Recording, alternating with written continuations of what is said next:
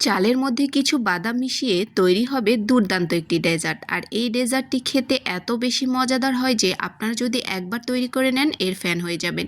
ঈদের দিনে এই ডেজার্টটি তৈরি করে সবাইকে চমকে দিতে পারেন। তো চলুন দেখে নেওয়া যাক মজাদার এই ডেজার্টটি। 2 চা চামচ চিনি গুঁড়া পোলাও চালের সাথে এখানে নিয়ে নিয়েছি 5-6টির মতো কাঠবাদাম। বাদামগুলোকে খোসা ছাড়িয়ে নিয়েছি, এগুলোকে ভিজিয়ে রেখে দেব প্রায় 30 মিনিটের জন্য। এখানে আমি ভার্মিচেলি সেমাই নিয়েছি প্রায় অর্ধেকটা, একটি প্যাকেটের অর্ধেক পরিমাণ। এখন আমি এই সেমাইগুলোকে ভেজে নেব। তো তার জন্য আমি চুলার উপরে একটি প্যান বসিয়ে এর মধ্যে 1 টেবিল চামচ ঘি দিয়েছি।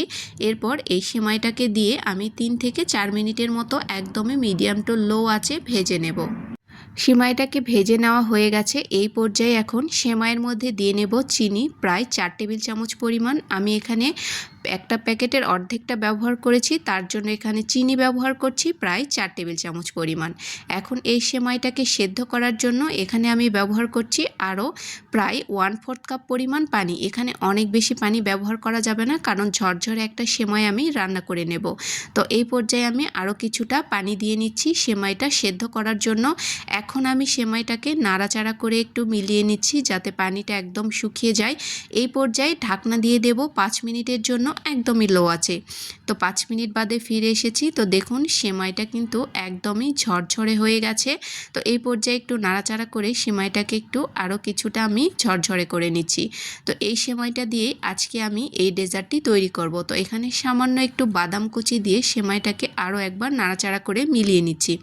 আর সেমাইটাকে অবশ্যই ঝরঝরে করেই রান্না করে নিতে হবে। এরপর তৈরি করে নেব ভেতরের ক্রিম। তার জন্য এখানে আমি দুধ নিয়েছি প্রায় 2 কাপের মতো। দুধটা একটু ঘন হলে ভালো হয়, আর দুধটা আমি আগে থেকেই জাল করে ঠান্ডা করে রেখেছিলাম। তো জালটাকে জ্বালিয়ে নিয়েছি। এখন হালকা দুধটা যখন একটু গরম হয়ে আসবে এর মধ্যে বাদাম এবং চালটাকে আমি যে ভিজিয়ে রেখেছিলাম এটাকে একদমই পেস্ট করে নিয়েছি পানি দিয়ে। এখন এর মধ্যে এই পেস্টটাকে দিয়ে নিলাম। এখন অনবরত নাড়াচাড়া করে এই ক্রিমটাকে তৈরি করে নিতে হবে। আর মিষ্টির জন্য অবশ্যই এখানে প্রায় 1/4 কাপ চিনি আমি ব্যবহার করেছি। ভিডিওটি স্কিপ হয়ে গেছে, অবশ্যই আপনারা দিয়ে নেবেন। তো ভালো মতো করে নাড়াচাড়া করে থকথকে একটি ক্রিম বানিয়ে নেব। আর এই ক্রিমটা খেতে এত বেশি মজাদার হয় যে মুখে দেওয়ার সাথে সাথেই এখন আমি এটাকে ডেকোরেশন করে নেব। তো আমি যেই সেমাইটা রান্না করে নিয়েছিলাম সেই সেমাইটা প্রথমেই আমি লাস্টের দিকে দিয়ে নিচ্ছি। তো যেহেতু আমরা নবাবী সেমাই কিন্তু এভাবে রান্না করি, তবে নবাবী সেমাইয়ের থেকে এই সেমাইয়ের টেস্টটা আমার কাছে অনেক বেশি ভালো লেগেছে। আপনারা অবশ্যই একবার হলেও ট্রাই করে দেখবেন। এরপরে যে ক্রিমটা তৈরি করে রেখেছিলাম পুরোটাই এর মধ্যে দিয়ে নিয়েছি। এরপর উপর থেকে আরও কিছুটা সেমাই দিয়ে নিচ্ছি। তো এরকম করে পুরো বাটিটাকে একটু সেমাই দিয়ে ভরিয়ে নিতে হবে। দেখতে অনেকটা নবাবী সেমাইয়ের মতো, কিন্তু খেতে একদমই অন্যরকম। এর টেস্টটা আমার কাছে বেস্ট লেগেছে। আপনারা অবশ্যই বাসায় একবার হলেও ট্রাই করে দেখবেন। তো আমি উপর থেকে সামান্য একটু বাদাম দিয়ে নিচ্ছি। আর এটাকে ঠান্ডা হওয়ার পরে পরিবেশন করলে এটা খেতে আরও বেশি মজা লাগে। তো আমি আপনাদেরকে আগে ভাগে একটু কেটে দেখাচ্ছি। তো দেখুন এটা ঠান্ডা হলে কিন্তু ক্রিমটা আরও কিছুটা জমে যাবে আর এটা দেখতে আরও বেশি লোভনীয় হবে। তো দেখেই বুঝতে পারছেন এটা কতটা মজাদার হবে।